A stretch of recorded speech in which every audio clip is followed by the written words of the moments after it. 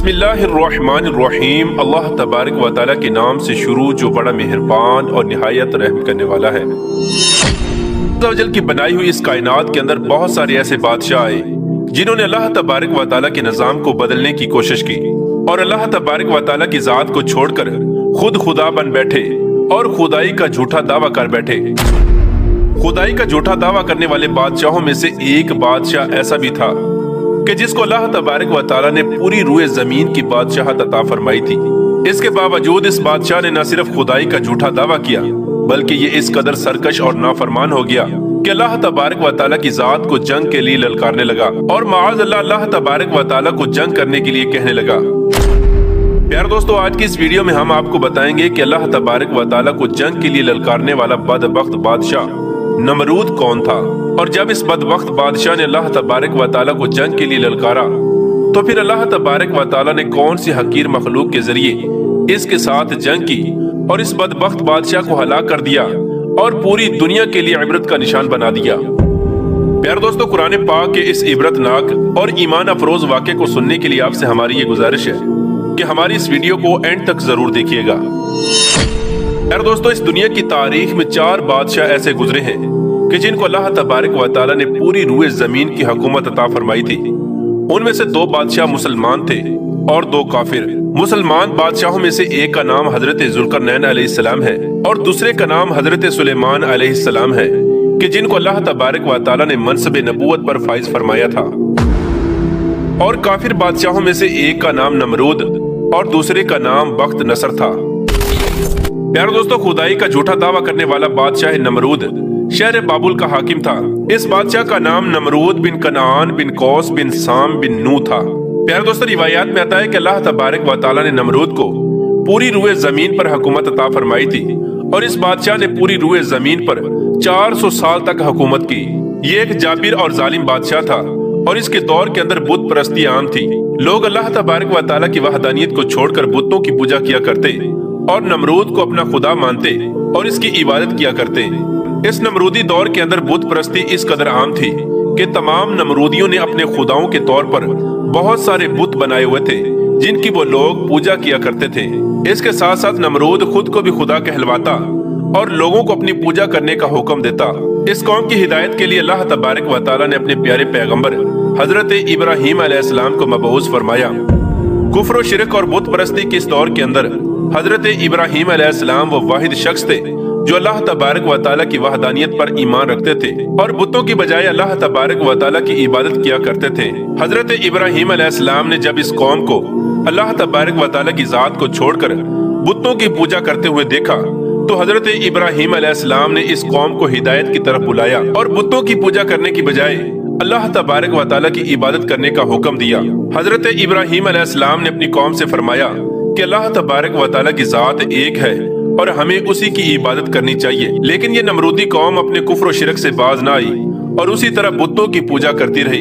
एक दिन हजरत इब्राहीम अलैहिस्सलाम ने इस कौम के झूठे खुदाओं को इस कौम के सामने झूठा साबित करने का इरादा किया और हजरत इब्राहीम अलैहिस्सलाम उस मकाम पर तशरीफ ले गए जहाँ इनके वो तमाम बुत पड़े हुए थे कि जिनकी ये लोग पूजा किया करते थे। हजरत इब्राहीम अलैहिस्सलाम जब इस कौम के बुत खाने में पहुंचे तो वहाँ इनके तमाम बड़े बुत पड़े हुए थे। हजरत इब्राहीम अलैहिस्सलाम ने इनके तमाम बुतों को तोड़ दिया और तमाम बुतों को तोड़ने का इल्जाम उनके बड़े बुत पर लगा दिया। इसके बाद जब तमाम नमरूदी अपने बुत खाने में वापस आए तो उन्होंने अपने बुतों को टूटा हुआ देखा। नमरूदी कौम इस बात को अच्छी तरह जानती थी कि हमारे अंदर सिर्फ हजरत इब्राहीम अलैहिस्सलाम ही वो वाहिद शख्स हैं जो बुतों के खिलाफ बातें करते हैं और बुतों की बजाय अल्लाह तबारक व तआला की इबादत करने का हुक्म देते हैं।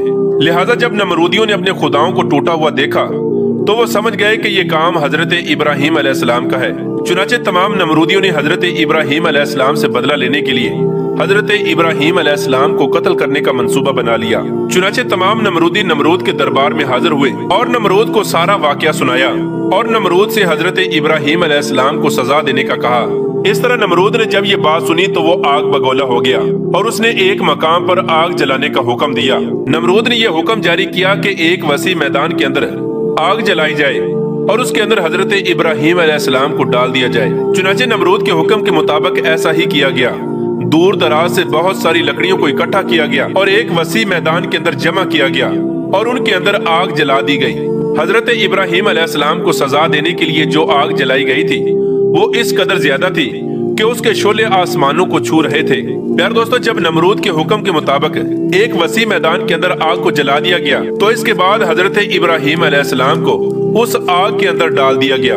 جیسے ہی حضرت ابراہیم علیہ السلام اس آگ کے اندر تشریف لائے تو اللہ تبارک و تعالیٰ نے فوراً آگ کو حکم دیا کہ اے آگ تو حضرت ابراہیم علیہ السلام پر ٹھنڈی اور سلامتی والی ہو جا۔ تو وہ آگ اللہ تبارک و تعالیٰ کے حکم کے مطابق حضرت ابراہیم علیہ السلام پر ٹھنڈی اور سلامتی والی ہو گئی۔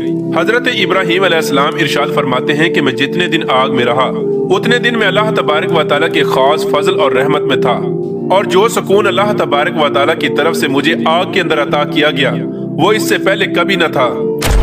پیارے دوستو، کچھ دنوں کے بعد حضرت ابراہیم علیہ السلام اس آگ سے زندہ باہر تشریف لے آئے۔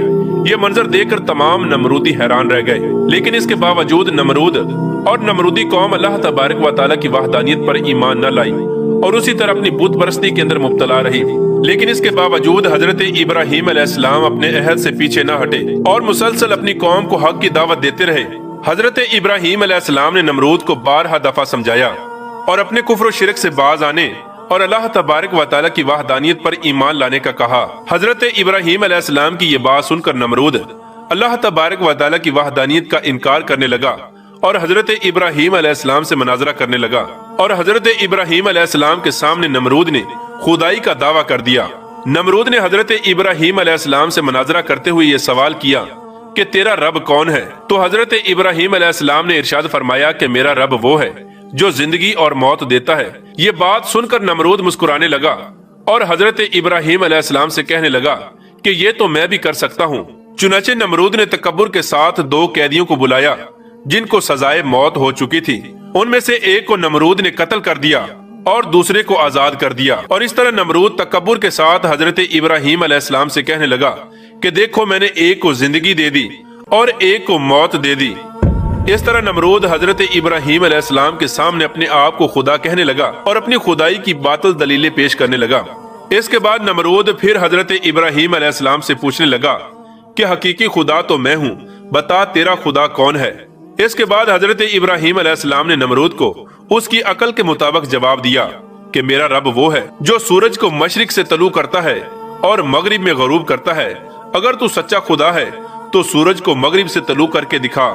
چنانچہ جب نمرود نے حضرت ابراہیم علیہ السلام کی یہ بات سنی تو اس کا رنگ اڑ گیا اور وہ لاجواب ہو گیا، اور اس طرح نمرود لاجواب ہو کر اپنی پوری قوم کے اندر ذلیل و رسوا ہو گیا۔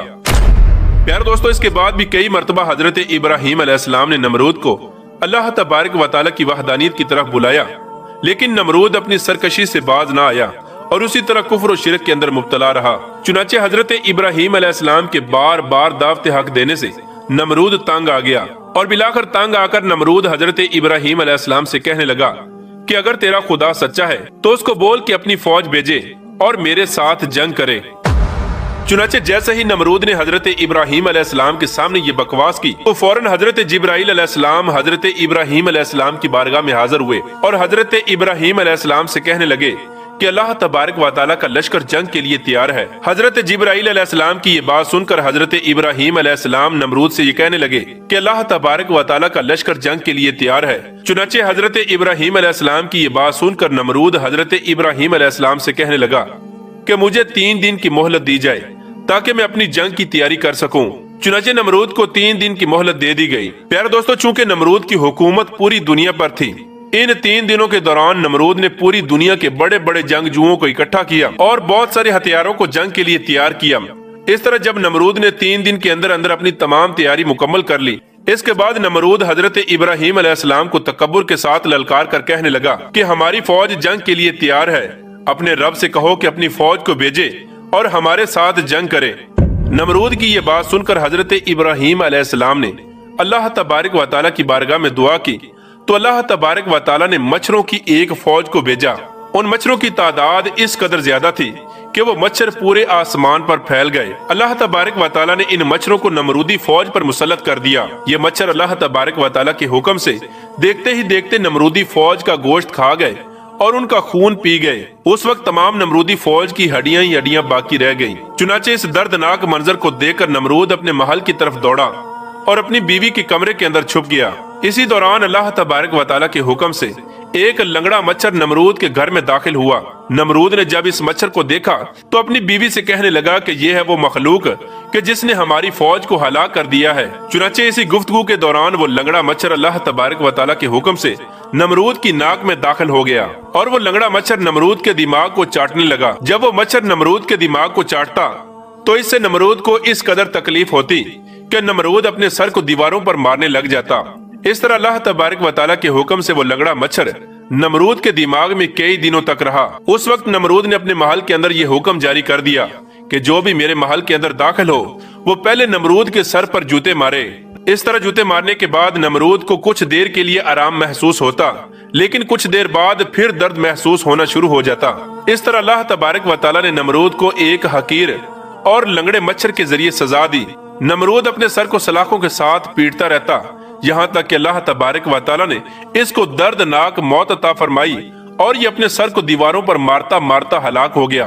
وہ نمرود جو پوری دنیا پر حکومت کرنے والا بادشاہ تھا، اور وہ نمرود جو اللہ تبارک و تعالیٰ کو تکبر کے ساتھ جنگ کے لیے للکار رہا تھا، اس نمرود کو اللہ تبارک و تعالیٰ نے ایک حقیر اور لنگڑے مچھر کے ہاتھوں ہلاک کروایا اور پوری دنیا کے لیے عبرت کا نشان بنا کے رکھ دیا۔ بے شک اللہ تبارک و تعالیٰ ہر چیز پر قادر ہے۔